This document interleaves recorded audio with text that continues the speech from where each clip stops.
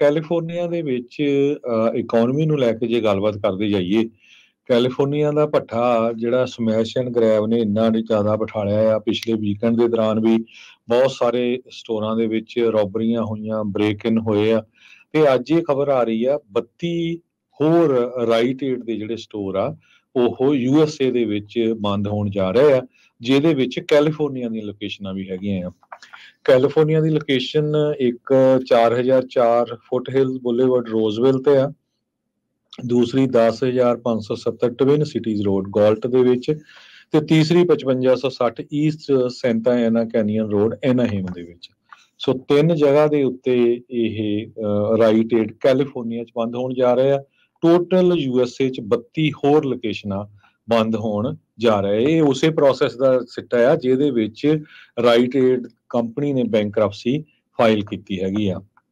ਇਹ ਨਵੰਬਰ 21 ਨੂੰ ਜਿਹੜੇ ਪੇਪਰ ਫਾਈਲ ਕੀਤੇ ਗਏ ਆ ਕੋਰਟ ਦੇ ਵਿੱਚ, ਉਹਦੇ ਵਿੱਚ ਇਹ ਦੱਸਿਆ ਗਿਆ ਵੀ ਜਿਹੜੇ 3 ਸਟੋਰ ਆ ਇਹ ਕੈਲੀਫੋਰਨੀਆ ਦੇ ਉਹਨਾਂ 32 ਸਟੋਰਾਂ ਦੇ ਵਿੱਚ ਹੈਗੇ ਆ।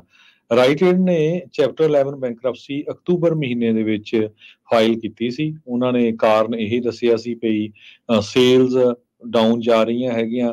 ਓਪੀਆਇਡ ਰਿਲੇਟਡ ਲਾਸੂਟ ਉਹਨਾਂ ਦੇ ਉੱਤੇ ਬਹੁਤ ਹੋਏ ਸੀ ਓਪੀਆਇਡ ਨੂੰ ਲੈ ਕੇ, ਤੇ ਹਾਈ ਡੈਪਟ ਲੋਡ ਤੇ ਕਰਜ਼ਾ ਬਹੁਤ ਜ਼ਿਆਦਾ ਸੀ। ਤੇ ਤੀਸਰਾ ਜਿਹੜੀ ਆ ਚੌਥਾ ਇਹ ਜਿੰਨੀ ਲੁੱਟਮਾਰ ਸਟੋਰਾਂ ਦੇ ਵਿੱਚ ਹੁੰਦੀ ਹੈਗੀ ਆ, ਇਹ ਤੁਸੀਂ ਦੇਖ ਸਕਦੇ ਹੈਗੇ ਆ।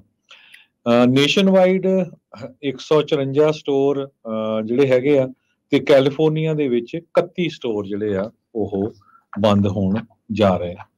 ਜੀ, ਅਗਲੀ ਖਬਰ ਦੇ ਵੱਲ ਵਧੀਏ ਤੇ ਜਿਵੇਂ ਤੁਸੀਂ ਜ਼ਿਕਰ ਕੀਤਾ ਹੈ ਕਿ ਕੈਲੀਫੋਰਨੀਆ ਦੇ ਵਿੱਚ ਜਿਹੜੀਆਂ ਲੁੱਟ-ਖੋਹ ਦੀਆਂ ਘਟਨਾਵਾਂ ਲਗਾਤਾਰ ਵੱਧਦੀਆਂ ਜਾ ਰਹੀਆਂ ਨੇ, ਤਾਂ ਹੁਣ ਫਿਰ ਗਨ ਪੁਆਇੰਟ ਤੇ ਇੱਕ ਰੋਬਰੀ ਹੋਈ ਹੈ। ਇੱਕ ਬੰਦੇ ਨੂੰ ਲੁੱਟਿਆ ਗਿਆ ਜਦੋਂ ਉਹ ਵੈਲਜ਼ ਫਾਰਗੋ ATM ਤੋਂ ਪੈਸੇ ਕਢਵਾ ਰਿਹਾ ਸੀ। ਵਾਰਦਾਤ ਵਾਪਰੀ ਹੈ ਸੈਕਰਾਮੈਂਟੋ ਦੇ ਵਿੱਚ।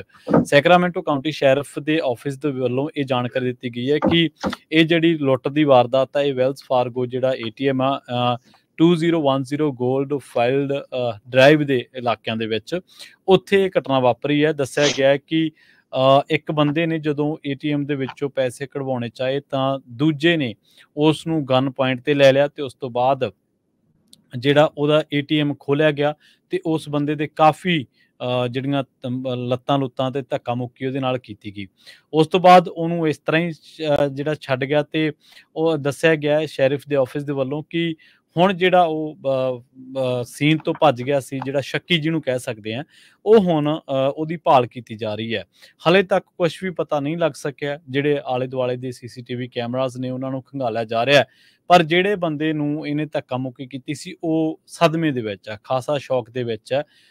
ਤਾਂ ਹੁਣ ਪੁਲਿਸ ਨੇ ਲੋਕਾਂ ਨੂੰ ਇਹ ਵੀ ਕਿਹਾ ਕਿ ਜਦੋਂ ਤੁਸੀਂ ਪੈਸੇ ਕਢਵਾਉਣੇ ਹੋ, ਖਾਸ ਕਰਕੇ ATM ਦੇ ਵਿੱਚੋਂ, ਜਦੋਂ ਤੁਸੀਂ ਬ੍ਰਾਂਚ ਤੋਂ ਬਾਹਰ ਹੁੰਦੇ ਹੋ, ਤਾਂ ਉਦੋਂ ਆਪਣੇ ਆਲੇ ਦੁਆਲੇ ਨਜ਼ਰ ਜਿਹੜੀ ਆ ਜ਼ਰੂਰ ਰੱਖਣੀ ਚਾਹੀਦੀ ਹੈ ਕਿ ਸਾਡੇ ਆਲੇ ਦੁਆਲੇ ਵਾਪਰ ਕੀ ਰਿਹਾ, ਤੇ ਇਹ ਨਾ ਹੋਵੇ ਕਿ ਕੋਈ ਤੁਹਾਨੂੰ ਗਨ ਪੁਆਇੰਟ ਤੇ ਲੈ ਕੇ ਤੁਹਾਡਾ ATM ਖੋਹ ਕੇ ਲੈ ਜਾਵੇ ਜਾਂ ਤੁਹਾਡਾ ਕੋਈ ਜਾਨੀ ਨੁਕਸਾਨ ਕਰ ਜਾਵੇ।